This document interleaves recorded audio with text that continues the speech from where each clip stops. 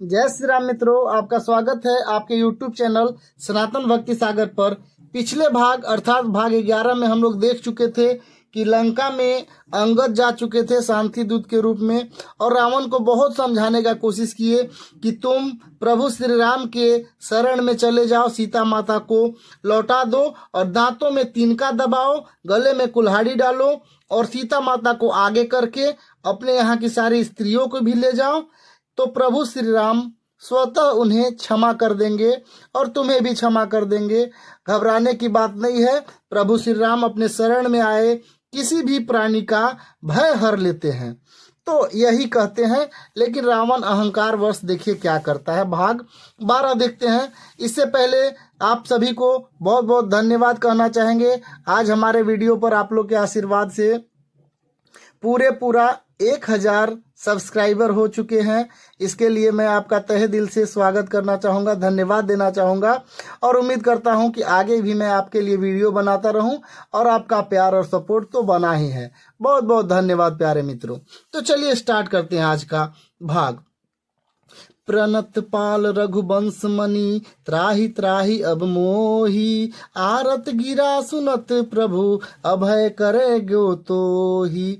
अर्थात और अंगद कह रहे हैं, और हे शरणागत के पालन करने वाले रघुवंश शिरोमणि श्री राम जी, मेरी रक्षा कीजिए, रक्षा कीजिए। इस प्रकार आर्त प्रार्थना करते हुए पुकारते हुए सुनो, तुम प्रभु के पास जाओ, वो तुम्हें निर्भय कर देंगे। अंगद कह रहे हैं कि स्त्रियों को साथ में ले जाओ और प्रभु श्री राम के सामने इस तरह से बोलो, हे प्रभु मुझे माफ कर दीजिए, हे प्रभु मेरी रक्षा करिए। इस तरह से बोलो, वो आपको जरूर माफ कर देंगे।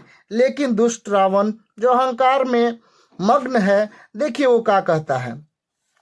रे कपिपोत बोलू संभारी,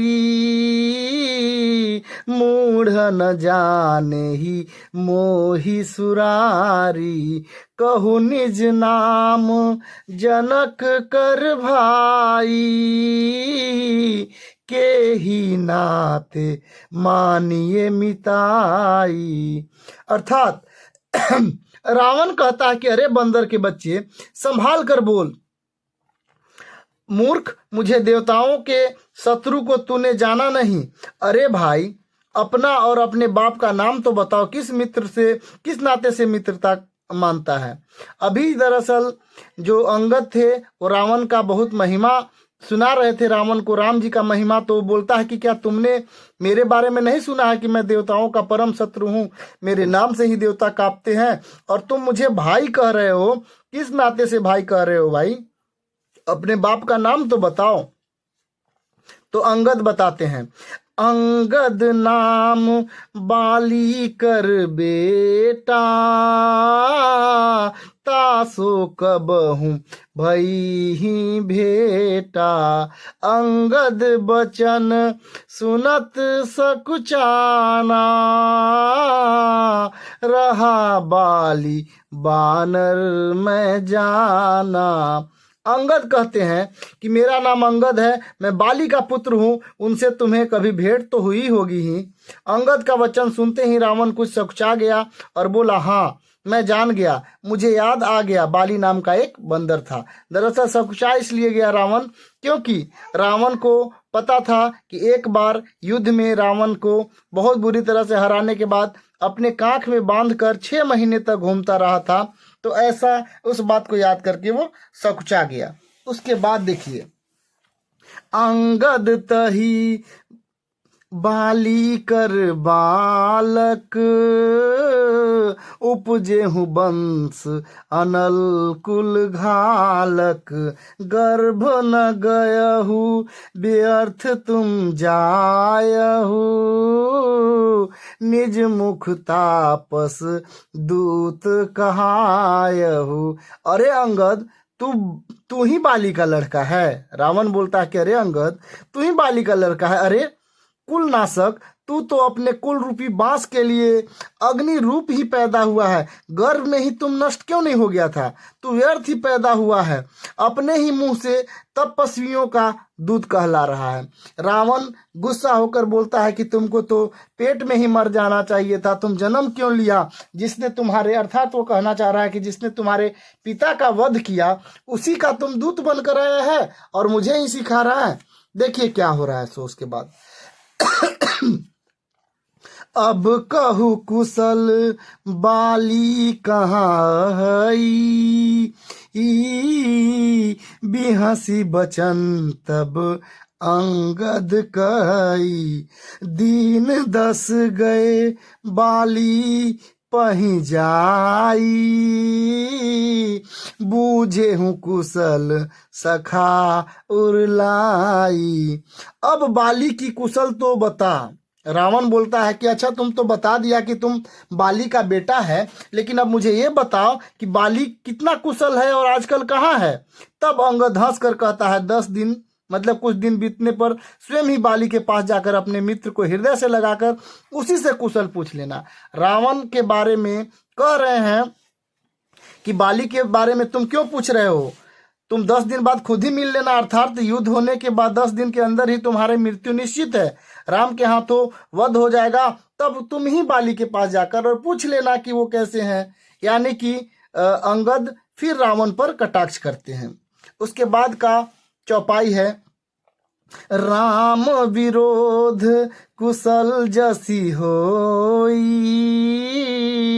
सो सब तो ही सुनाई ही सोई, सुनु 60 भेद होई मनता के, श्री रघुवीर हृदय नहीं जाके। श्री राम जी से विरोध करने पर जैसी कुशलता होती है वह सब तुमको वे सुनाएंगे, वो बताएंगे।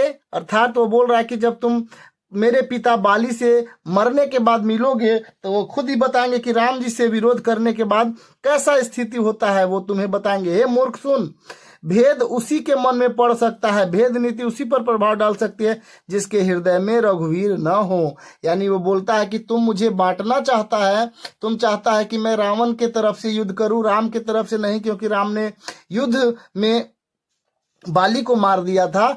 तो सुनो, भेद यानी ये सब गंदे विचार उसी के मन में आता है जिस पर प्रभु श्री राम का कृपा नहीं होती है। वो इस तरह से समझाते हैं। उसके बाद का देखिए चौपाई क्या कह रहा है मित्रों। दोहा है, हम कुल घालक, हम इस तरह नहीं होता है, हम कुल घालक सत्य तुम कुल पालक 10 शीस, अंधौ बधिर न अस कहि, नयन कान तो 20, नयन कान तो 20। सच है मैं तो कुल का नाश करने वाला हूँ, और हे रावण तुम तो रक्षक हो, अंधे बहरे भी ऐसी बात नहीं करते, और तुम्हारे तो 20-20 नेत्र और 20 कान हैं। रावण के बारे में मजाक उड़ाते हुए अंगद बोलते हैं कि तुम सही कह रहे हो, मैं कुल का नाश करने वाला हूं और तुम कुल का रक्षक हो, तुम खुद ही कुल का नाश कर रहे हो। अंधे और बहरे भी इस तरह का बात नहीं करते हैं जिस तरह का तुम बात करते हो, जिसका आंख और कान नहीं हो वो भी ऐसा बात नहीं करेंगे, लेकिन तुम्हारे तो 20 नेत्र यानी 20 आंख और 20 कान है, फिर भी तुम ऐसे मूर्ख जैसी बात कर रहे हो। उसके बाद का चौपाई है, बड़ा ही प्यारा है। शिव बिरंची सुर मुनि समुदाय, चाहत जासु चरण सेवकाई, तासु दूत होई हम कुल बोरा, ऐसी हुमति उर बिहर न तोरा। अर्थात शिव ब्रह्मा आदि देवता और मुनियों समुदाय जिनके चरणों की सेवा करना चाहते हैं, उनका दूत होकर मैं कुल को डुबा दिया। अरे ऐसे बुद्धि होने पर तुम्हारा हृदय क्यों नहीं फट गया? रावण को और डांटते हुए, कटाक्ष करते हुए बोलते हैं अंगद कि शिव और ब्रह्मा और बहुत सारे मुनि और देवता जिनका चरणों का पूजा करना चाहते हैं, यानी राम के बारे में बोल रहे हैं, उनका मैं दूत हो गया तो मैंने कुल का नाश डुबा दिया। अरे ऐसा बुद्धि तुमको कहां से आया? तुम्हारा हृदय क्यों नहीं फट गया ऐसे सोचने के बाद और बोलने के बाद? रावण को ऐसे बोल रहे हैं अंगद जी। उसके बाद देखिए क्या होता है। सुनी कठोर बानी कपि केरी, कहत दसानन नयन तरेरी, खल तव कठिन बचन सब सहाऊ, नीति धर्म में जानत अहऊ। रावण और अंगद के बीच काफी लंबा संवाद है, जिसको आप श्री रामचरितमानस में पढ़ रहे हैं। और अगर आप रामानंद सागर का रामायण देखेंगे तो उसमें भी काफी सुंदर वर्णन है इसका और दिखाया गया है।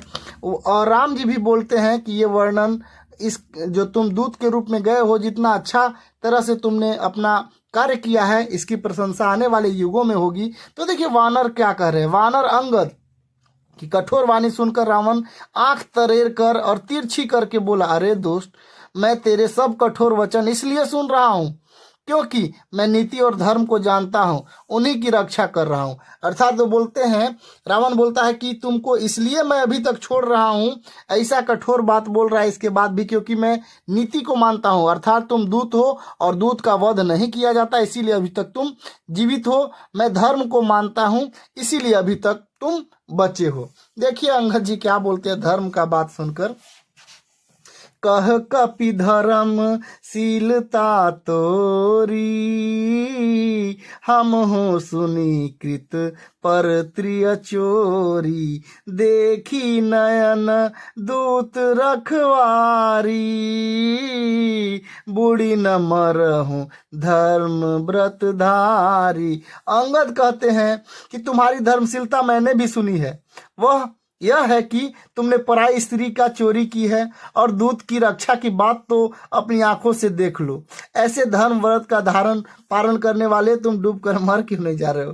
देखिए कितना जबरदस्त बात बोल रहे हैं अंगद जी। बोल रहे हैं कि तुम अपने आप को धर्म रक्षक बताते हो, तो मैंने भी तुम्हारे बारे में सुना है कि तुमने पराई स्त्री का चोरी किया था और अभी दूत की रक्षा का बात कर रहे हो। तुमको शर्म नहीं आ रहा है? डूब कर तुम मर क्यों नहीं जाते हो ऐसा बोलने से पहले। यानी कि ये शांति दूत कर बन आए हैं अंगद जी, लेकिन ये माहौल और खराब हो रहा है। तो हम देखते हैं अगले भाग में। और आप लोग को पुनः मैं बहुत बहुत धन्यवाद कहना चाहूँगा आपका प्यार के लिए और आपका सपोर्ट के लिए। जय श्री राम।